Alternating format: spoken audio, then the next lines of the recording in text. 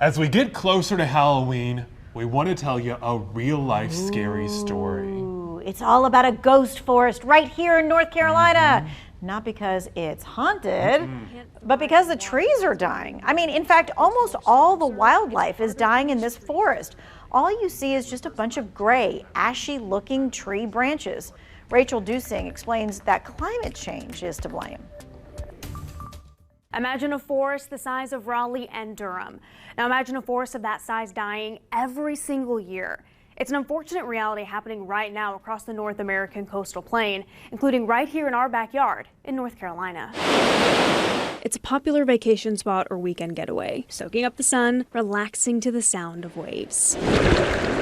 But just a few miles inland, our coastal wetlands are facing a crisis. Vulnerable ecosystems changing, trees dying, leaving nothing but ghosts. A ghost forest, I think, is a very fitting name because the ghost part, when we think about a ghost, it's a relic of what used to be. Dr. Elliott White Jr. led a team of researchers across the North American coastal plain to study and document the loss of our coastal forested wetlands. What they found is sobering. The research shows that the North American coastal plain is losing 684 square kilometers or 264 square miles of coastal forested wetlands every year. That's the size of Raleigh and Durham combined. Duke professor Dr. Emily Bernhardt was part of this research group. She says what started out as a restoration study became something more. They're quite striking, and to us they became an indicator of a much larger problem. How prominent are these? What's causing them?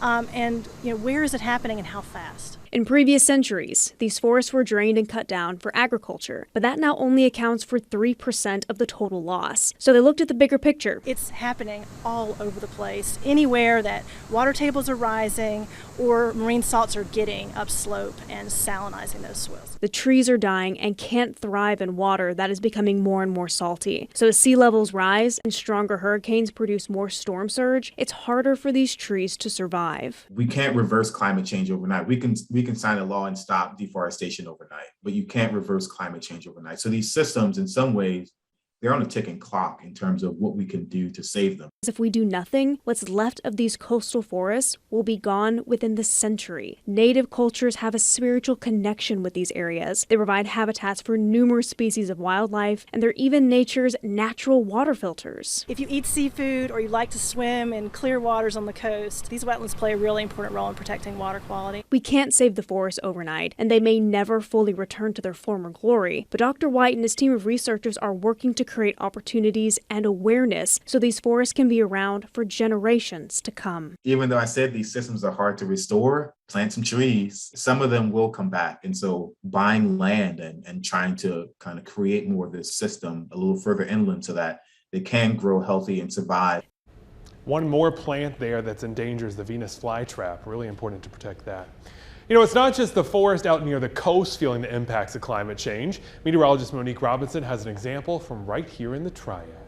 Yes, well, each day when I'm telling you the weather, I'm describing the current conditions, and I'm not talking about the climate. The climate is an overall assessment of trends over the last several years. And so with that, looking back, we're able to see what changes have been made, and the climate is changing. It's evident even here at home. Warmer nighttime lows, that's one example of impacts we're seeing here in the Triad, as well as an increase in overall average temperatures, and even more frequent extreme precipitation events. So those rainfall events, more extreme and abundant rain that we're seeing with some of those. One other factor a lot of folks talk about, especially this time of year, is the impacts to hurricane season and what hurricanes we expect to see. This is showing you an overall trend of an increase of major hurricanes over the last several years, looking at the climate. So those are some details on what impacts we're seeing here at home related to climate change. Climate change, of course, comes with a huge price tag for North Carolina. NC Policy Watch found out it could cost us almost $35 billion, that's with a B, and that's just to build seawalls on the coast to prevent flooding in key areas. Now, the Environmental Defense Fund adds that North Carolina already spends $1 billion every year to maintain state-owned roads that are damaged by floods, extreme heat, and landslides. That number is predicted to go up. They also predict where there will be 2 to 3 times more cases of heat stroke and hypothermia by 2050. Our tourism industry could take a hit as the landscape changes. The state has really invested in clean energy to try to combat climate change. A lot of that money ended up right here in the Triad. We expect thousands of jobs from Boom Supersonic and Toyota's battery plant. Governor Cooper also announced a grant a few months ago for North Carolina A&T to generate some clean energy workers. He says all of this money shows how serious North Carolina is about addressing climate change.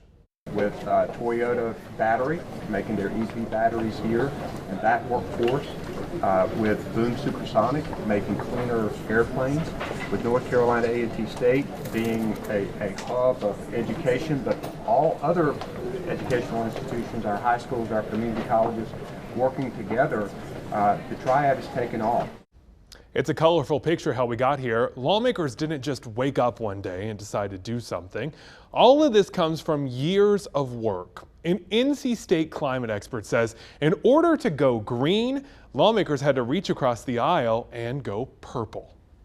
A lot of these, issues, required some bipartisan partnership to drive the trains forward. And so, energy is a funny thing. It's probably the most regulated, sector of the entire economy, if I had to guess. And so politics matters. And North Carolina has a long history of having people from across the political aisles work together to find legislation and policy that helps to make clean energy possible.